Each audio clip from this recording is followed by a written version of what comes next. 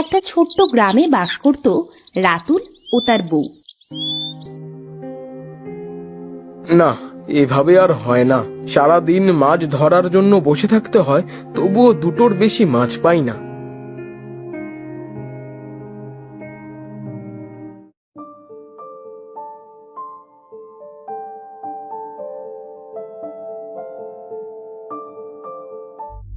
এই যে নবাব, বাড়িতে আসার দরকার ছিল কি?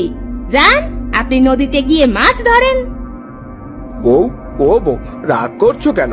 আমি তো মনে মনে ভেবেই নিয়েছি, যতদিন না এই ছিপে অনেক মাছ পাবো ততদিন মাছ ধরা ছাড়বো না। এই বলে দিলাম, কবে আমার রাগ হয়ে যাবে তোমাকে সহ এই ছিপ আমি নদীতে ফেলে দিব। যত সব। বাবা, মাছ পাও না কিছু না, তাহলে সারাদিন নদীর পাড়ে কি করতে বসে থাকো? কাল থেকে আর যাবে না কিন্তু। যাক, মেয়েটা মায়ের থেকে এক ধাপ ওপরে আছে। পরের দিন সকালে রাতুল ছিপ হাতে। বউ ঘুম থেকে ওঠার আগেই আমি ছিপটা নিয়ে বের হয়ে যাই, না হলে আজ আর যেতেই দেবে না।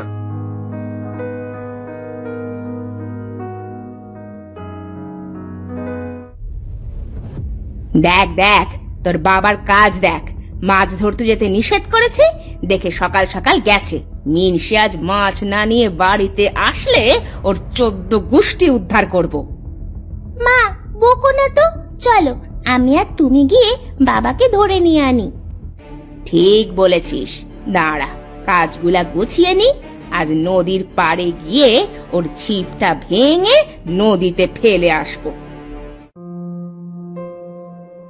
উফ, খুব ক্লান্ত হয়ে গেছি। সেই সকালে এসেছি, মাত্র একটা মাছ পেয়েছি। নদীর মাছেরা কি আমাকে দেখে পালায় নাকি? মনে হচ্ছে একটা মাছ বেঁধেছে ছিপে। রাতুলের বউও পিছন থেকে আসতেই রাতুলও ছিপ টান দিবে। ইয়া, কিরে, ছিপ পেছন থেকে আসে না কেন? মরে গেলাম। ওরে গাধা মিনসে, ছিপটা আমার মাথায় বেঁধেছে, তাহলে সামনে যাবে কিভাবে? ছিপটা আগে ছাড়াও। পেছন থেকে একটু সাড়া দিয়ে তো আসবে নাকি?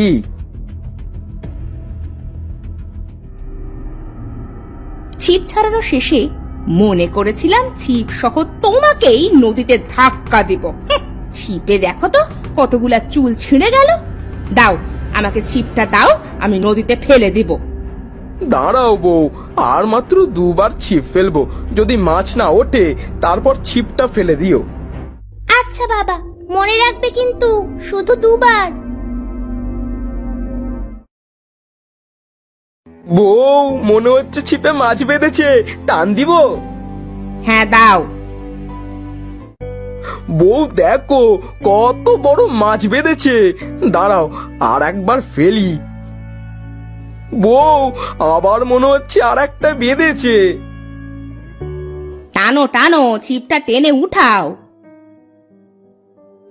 বাবা দেখেছো, আমি আর মা কত লক্ষ্মী।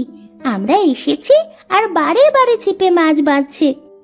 ঠিক বলেছিস মা, তোর বাবার কোনো গুণ নেই। মাছ মারতে থাকো, আমি এখানেই বসছি। লক্ষ্মী, এটা আমার পরিশ্রমে উঠেছে, তোদের জন্য না, বুঝলি? কি নসিব রে বাবা, ছিপে আজ এত মাছ বাঁধলো কিভাবে?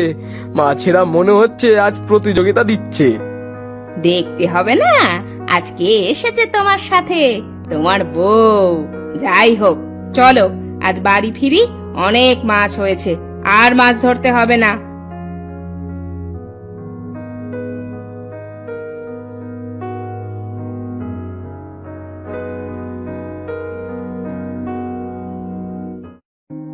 আহ বউ, মাছে কি স্বাদ, মনে হচ্ছে অমৃত খাচ্ছি। খামা, আজ মাছ বেশি করে খা। কোনদিন তো এত মাছ পাই না, আজ যখন পেয়েছি বেশি করে খা।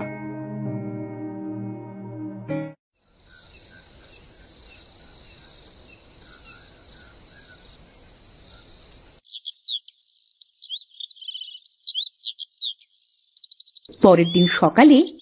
বউ, আমি নদীতে গেলাম, পারলে আজ আবার যেও। না, আজ আর যেতে পারবো না, আজ গরুগুলাকে গোসল করাতে হবে। আচ্ছা ঠিক আছে, আমি গেলাম তাহলে।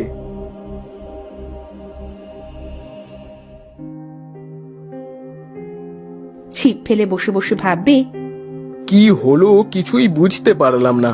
কালকে বউয়ের মাথার চুল এই ছিপে বাঁধা পর্যন্ত মাছ বাঁধছে, এখনো মনে হয় ছিপে সেই চুল আছে।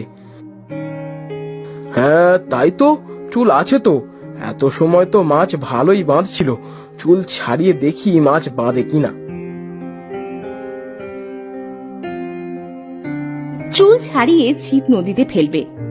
না, আগে এত মাছ বাঁধছিল, চুল ছাড়িয়ে আর কোনো মাছ বাঁধছে না কেন? নিশ্চয়ই এর ভেতরে কোনো কারণ আছে। বুঝতে পেরেছি।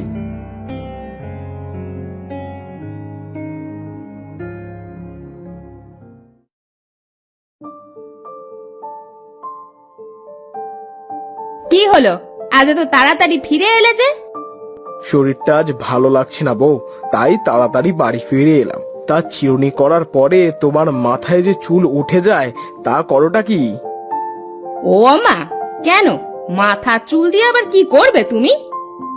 না, আজকাল দেখছি বাচ্চারা মাথার চুল বিক্রি করে চিপস কিনে খায়, তাই আমিও খেতাম আর কি।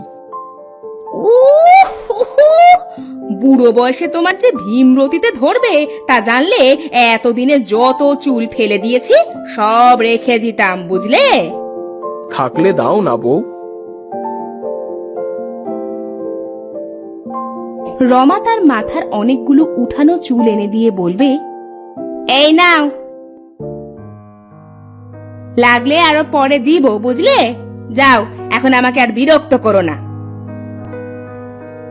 পরের দিন, আজ আর ছিপ নিব না, আজ বরং জাল নিয়ে যাই মাছ ধরতে।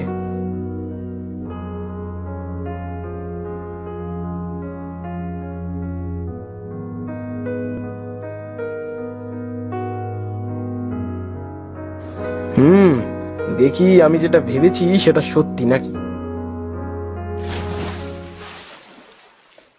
জাল টেনে দেখবে এত মাছ! ও মা, আমি তো এবার অনেক ধনী হয়ে যাব। তাহলে এইসব ওই চুলের কেরামতি। কি আছে ওই চুলে? আমার বউয়ের মাথার চুলে নিশ্চয়ই কোনো জাদু আছে।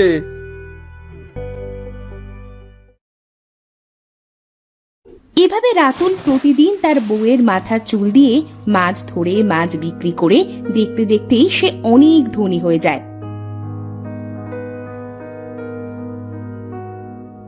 বউ, তোমাকে আজ আমি কিছু দেখাতে চাই, তুমি কি আমার সাথে যাবে নদীতে? হ্যাঁ চলো, তাহলে কিন্তু তোমার গরুর গাড়িতে যাব, আমি আর আমার মেয়ে। খুব মজা হবে, তাই না রে মা? হ্যাঁ মা, খুব মজা হবে, চলো আমরা গাড়িতে বসি।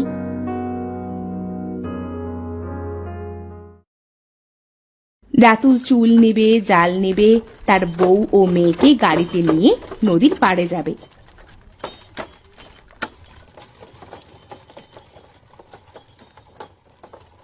বউ, তোমরা এবার নেবে যাও।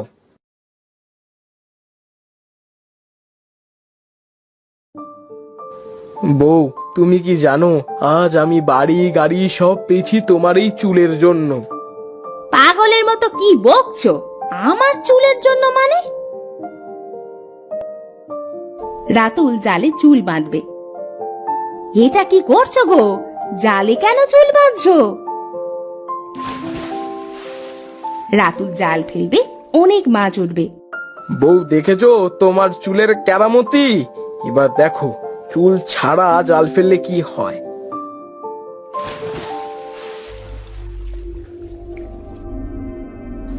দেখেছো বউ, জালে এবার একটা মাছও বাঁধিনি। আমি এতদিন তোমাকে কিছুই বলিনি, তবে তুমি কি বলবে আমায়, তোমার ওই চুলে এমন কি আছে যে চুল দিয়ে মাছ ধরলে আমি এত মাছ পাই? সত্যি? আমি তো কিছুই জানি না, জানলে তো তোমাকে বলতাম।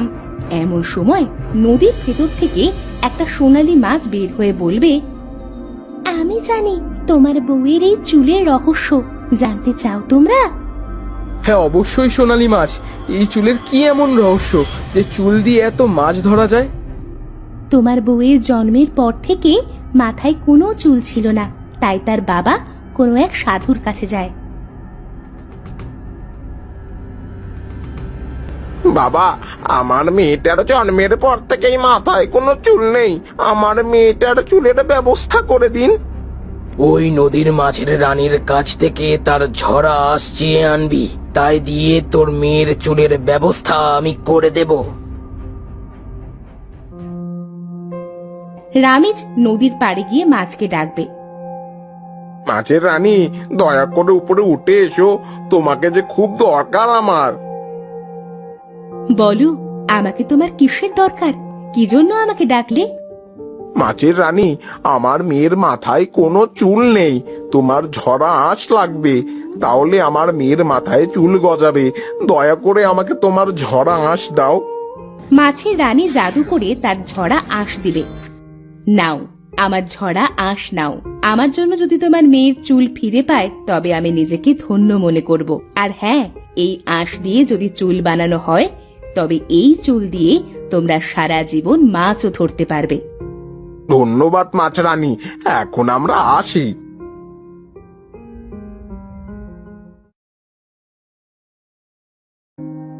সাধু তার জাদু দ্বারা মাছের রানীর আঁশ দিয়ে রমার মাথার চুল বানিয়ে দিবে। এই হলো এই চুলের রহস্য। আমি তো তখন অনেক ছোট ছিলাম, বাবাও মারা গেছিল, তাই হয়তো এই চুলের রহস্য আমার অজানা ছিল। আরো আগে তোমার এই চুলের রহস্য জানলে আমাকে আর সারাদিন নদীর পাড়ে ছিপ হাতে বসে থাকতে হতো না। হয়েছে, চলো এবার বাড়ি ফিরি। সারা জীবন পড়ে আছে চুল দিয়ে মাছ ধরার জন্য।